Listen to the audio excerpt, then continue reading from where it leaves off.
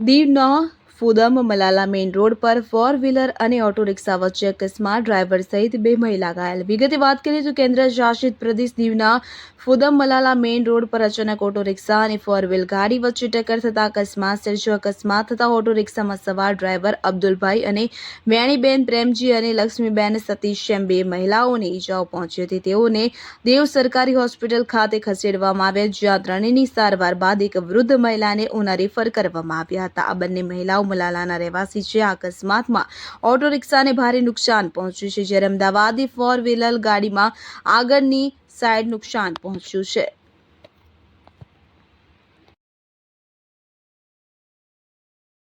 नहीं आवाज आप लेडीज उसका फायदा मत उठाइए, ठीक है? आवाज दीजिए, लेडीज से उसका फायदा मत उठाइए। गाड़ी कौन सा आप आदमी है, पूछते हैं, ठीक है? लेडीज से इसके आप रिस्पेक्ट में दीजिए। पुलिस वाले नहीं है, लेडीज से रिस्पेक्ट में दीजिए।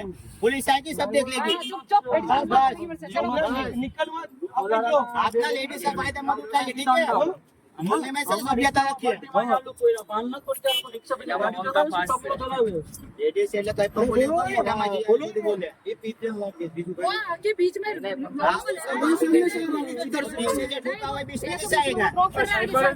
इधर से तो सही रास्ता है ना, आप कहाँ से आ रहे थे? खड़े थे यहाँ पे ड्राइवर का